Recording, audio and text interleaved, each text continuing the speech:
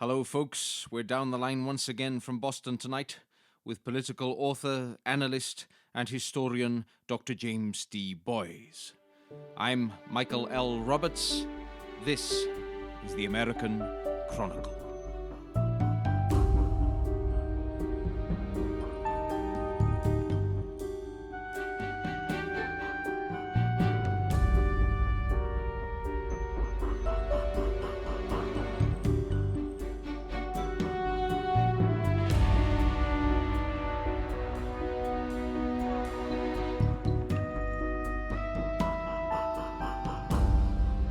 It's Monday, May 11th, 2020, and with thanks as ever for your support for this series, we continue to ride the waves of air on YouTube, Spotify, Anchor FM, and across the digital podsphere. Tonight, we find ourselves analysing another tumultuous week in American politics, with stories surrounding Obamagate, General Flynn, Corona in the White House, Kamala Harris, and the Adams family, all under the good doctor's political microscope. I began as ever then by asking about the situation on the ground in Boston and about James's take on the development this week of so-called Obamagate. Well, first of all, things here in Boston remain pretty much as they were. We are all still under the remain in place order that both the mayor and the governor have instigated here, both from Boston and Massachusetts. As more and more states are beginning to open up, Massachusetts is one of the few now who have not instigated those changes. There's an expectation that perhaps we might start to see some restrictions lifted next week, but that, I guess, is a conversation for next week. With regard to Obamagate, this, of course, is just Donald Trump's latest effort to further besmirch the legacy of his predecessor. He has, of course, routinely demeaned President Obama, done everything he can to erase Obama from American history. We spoke about this previously. I noticed, and you and I were talking about this in the week, in fact, that indeed Politico has started to use that very concept itself about erasing Obama from history. So perhaps they're listening to the American Chronicle and learning something, one would hope. But I'm sure that's the case. I'm sure it is, actually. And if not, why not? The people want to know. The Obama Gate concept that Donald Trump is now touting, suggesting that Barack Obama has made a deliberate attempt to undermine his presidency from the very, very beginning, is just the latest escapade, I think, that Donald Trump has launched with regards to this. It comes obviously on the heels of Michael Flynn's dramatic about turn in terms of luck and legality, shall we say, as well as the leaking of a conversation Barack Obama had in which he heavily criticized not only Donald Trump's response to the COVID-19 crisis, but also, again, the what he sees as the breakdown of law and order with regards to the decision to basically drop charges against General Flynn. So you are seeing, I think, a convergence of Donald Trump's attempts to besmirch the seemingly good name of Barack Obama, Barack Obama's growing frustration with his administration, and I think a recognition that we're really starting to enter into the political field of the election, in which, of course, Barack Obama's vice president is going to play a large role, and one would imagine Barack Obama himself and his legacy will be on the ballot to some extent. You mentioned Mike Flynn there, General Flynn, and I'd be keen to revisit his role in this particular tragicomedy. Obviously, as I understand it, he pleaded guilty twice for lying to investigators. The case was closed. It was a done deal, and yet Attorney General Barr this week reversed that decision. I saw him on Meet the Press with Chuck Todd suggest that that's because, in fact, history is written by the victors. I also saw Peggy Noonan read into that he was rather more lamenting that than being facetious. Your take, please. Well, it is really quite a remarkable turn of events. Michael Flynn, of course, had been a campaign advisor to candidate Donald Trump on national security affairs. He had been appointed National Security Advisor at the beginning of the administration. That appointment lasted a matter of days, quite frankly, before he was unceremoniously removed from that position. There had been warnings given to the Trump incoming team by the Obama administration that perhaps Michael Flynn should not have been appointed to that position, should not be trusted, quite frankly. That, I think, was an indication that the outgoing Obama administration had misgivings about Michael Flynn that had to have been based upon evidence that it had gathered, i.e., the Obama administration knew full well that there was something underhand about what it was that Flynn was doing. It doesn't take a genius to realize, therefore, that there was some sort of surveillance going on there. So the suggestion that Donald Trump has made now that Barack Obama is the first president to criticize his successor in this matter is completely flawed. It is something which many presidents have done in one way or another. The general rule was that you didn't do it in the first 12 months. You gave your successor time to sort of bed in, if you will. I remember George H.W. Bush criticizing Bill Clinton rather vociferously shortly after that 12-month anniversary in what would that have been early 1994, I guess.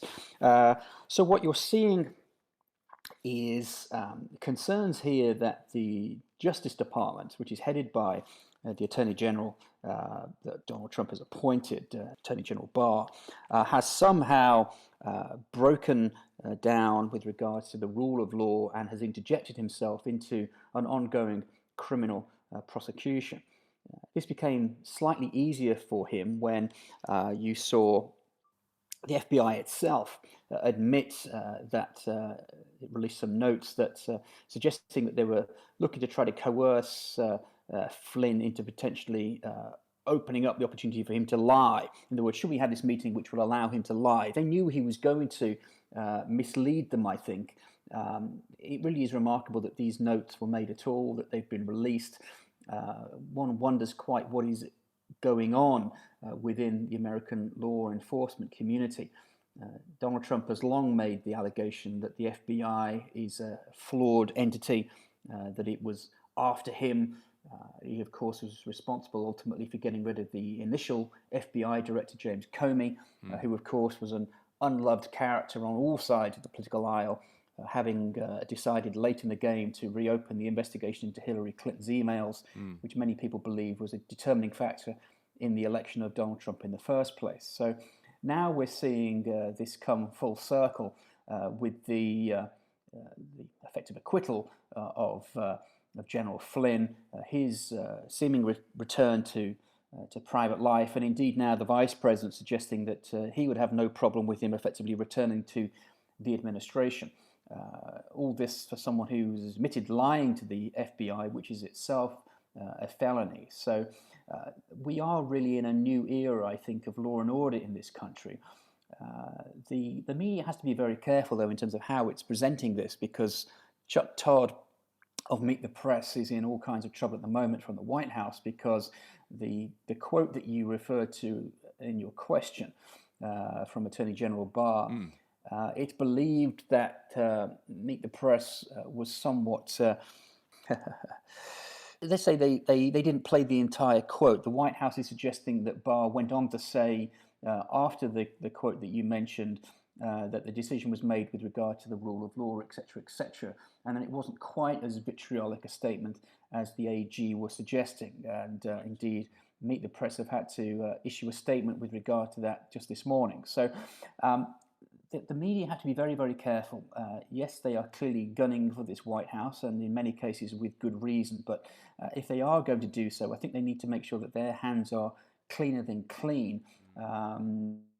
You have to be very, very careful when you get down and dirty, that you don't end up besmirching yourself. So, Fauci is in self-quarantine. The director of the CDC and the head of the FDA are doing so as well, and members of Mike Pence's staff and Trump's valets also finding themselves infected and or in quarantine. We see Donald Trump meeting with the Joint Chiefs, none of them wearing a mask in the cabinet room rather than the Situation Room, as I understand would be normal. Your take on Trump's ever-increasing proximity to this virus, please. Well, the virus is getting closer and closer to the presidency. It's certainly within the confines of the White House. The White House at one point was being touted as the safest place to be, quite frankly. However, that is clearly no longer the case. And you have seen announced today, for example, that the vice president is going to be effectively quarantining himself away from the epicenter of the White House after news emerged that one of his aides had contracted the virus. The great concern, as we've discussed previously, of course, is when you have the president and the vice president in such close proximity to one another, both seemingly oblivious and playing fast and loose with the very guidelines that they are issuing to the American people with regards to social distancing and the wearing of masks, that one or both of them could quite frankly come down with this virus with potentially devastating repercussions for the country. Donald Trump obviously is not a young man. He's in his mid-70s now, and he is in that most dangerous of categories in terms of age with regard to this. You would have thought, just from a self-preservation point of view, that he would have felt the need to try to address this.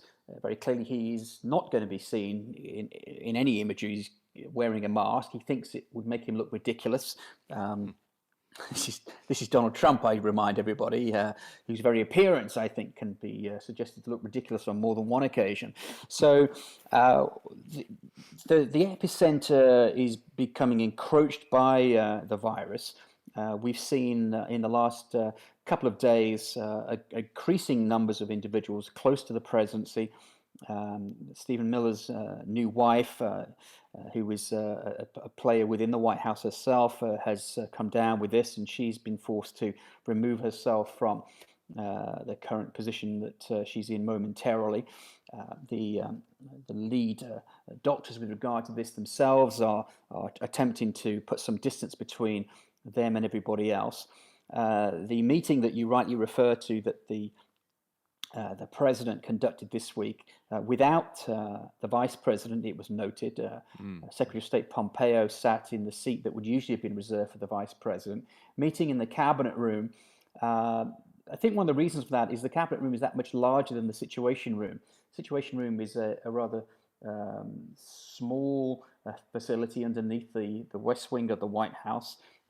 It does make for great imagery in times of crises, to show the president meeting, a little bit like the Cobra meetings, for example, in the United Kingdom, that have become so en vogue in recent years. However, it is very difficult to have any degree of distance within the Situation Room. It becomes that little bit more feasible in the cabinet room, and I did notice, I think, that people were sitting a little bit further apart than they might have otherwise been in that situation.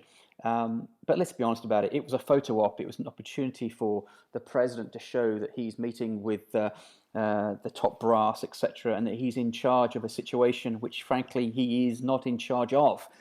There is growing concern here, I think, that the White House is rapidly losing control of the messaging and the policy here. And indeed, that appears to be a concern that the White House is sharing itself. The news coming out of the West Wing appears to indicate that the president is growing increasingly frustrated, not only at how this is continuing to drag out, not only in terms of how it's impacting the economy, but obviously also his own political standing. And the latest apparently is that he's frustrated that people within the White House are contracting this, because that makes him look worse, and he's messaging all the worse as well. So this really is just another example of the sort of narcissism at work here, that Donald Trump is apparently getting sick, that his aides are getting sick because of not how it makes them feel, but because of how it makes him look. You referenced the sitting Vice President Pence having to remove himself from the front, as it were. I'm aware that so many newscasts and otherwise this week have been running out of time for news about Biden or his campaign. So from one sitting VP to a former VP to the potential next VP, your thoughts on what I believe I read in the aforementioned Politico this morning, that Kamala Harris is being tipped as the next contender to run with Biden? The challenge is that in any normal year, Joe Biden at this point would be a regular feature on American national television. There'd be lots of pictures of him engaging with the voters, holding rallies, etc., etc. So too, it must be said for Donald Trump doing the same. But of course, Donald Trump is the president, so he is able to command far more airtime at this moment. Joe Biden's great opportunity at this point, frankly, is to try and tantalize about who it is that he will select to be his vice presidential running mate. Indeed, if you go onto Facebook at this point, he's trying to sort of show a little bit of ankle with regard to this. And if you sign up, you'll be the first to know. I imagine, quite frankly, that there will be a quite glorious unveiling of this. So anybody who thinks that by signing up to Joe Biden's Facebook that you're going to gain any more than a few nanoseconds of time with regard to the great scoop is perhaps deceiving themselves. We've seen over the last couple of weeks individuals come forward trying to sort of tout themselves for the job. People have spoken about Amy Klobuchar. Obviously, in this part of the world, there are many people who are quite eager for Elizabeth Warren, the senator out of Massachusetts, to be named. The latest name to be touted is, of course, Kamala Harris, the senator out of California. She ran a campaign to try and win the presidential nomination this year, which, of course, didn't succeed. But she certainly, I think, did herself a lot of favor in that campaign. She was seen to be a vigorous debater. She was one of the few individuals running who, on more than one occasion, bested Joe Biden on the debate stage. He has suggested that he wants someone that he can get along with, be simpatico with, I think, to use his expression. And I think there was a feeling amongst the Democratic Party, and certainly amongst some sectors of it, and again, we touched upon this last week, that perhaps it won't just be enough for Joe Biden to name a woman vice president, that he would be expected to name a woman of color, and Kamala Harris would certainly fit that bill. Interesting, this week, I thought I'd mention something which many people have not given much thought to, which is that not since John F. Kennedy was elected in 1960 has a non-Southern, non-white candidate for the Democratic Party won the presidency. So you have to go all the way back to John F. Kennedy to find someone who was not from the South, who was a candidate to win the Democratic Party candidacy. And of course, I was looking at the map, and Delaware is the most northern state to be entered as a southern state in the United States Census. So that could, I think, be an interesting part here. How much will we see Joe Biden playing up the southernness of Delaware to try to fit into this idea that since John F. Kennedy, other than Barack Obama, only white Southerners have been elected as Democratic candidates for the party. That, of course, is Lyndon Johnson, Jimmy Carter, and Bill Clinton. And with Delaware just about squeezing into the South on the United States Census, how long will it be before he's eating grits, throwing horseshoes, and playing the Dixie Chicks, one wonders? Bringing your inimitable historic context to the situation as ever, James. And so I'm tempted now towards a question regarding John Adams. One of the lasting quotes this week from the current president of the United States was that, well, I feel about vaccines like I feel about tests. This is going to go away without a vaccine.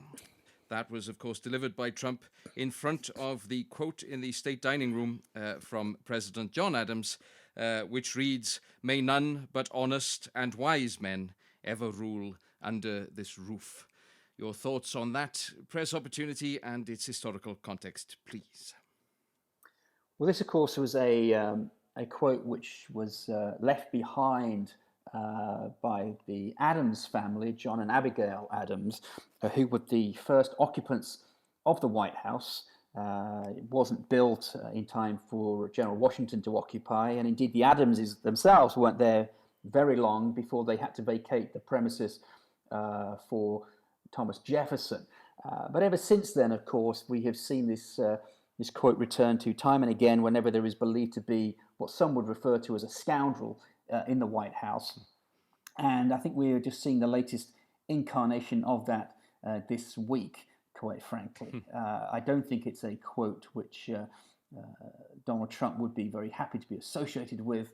I think when you look back at his rather colourful career, quite frankly, it certainly would be a quote which would appear to have a cryptic resonance with the Trump presidency, but not, shall we say, for the manner in which it would like to be associated. So we are, I think, recognising that history is not a dead subject. It continues to resonate, and indeed we are in a bizarre age when we can make reference to the first TV celebrity president being haunted by the Addams family.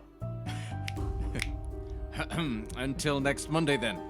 This has been the American Chronicle with music by Chris Warner. I'm Michael L. Roberts. Follow Dr. James D. Boyes on the links below. Tune in Thursday to my Voicing the World International Dylan Thomas Day special. Good luck and ever onward to you all.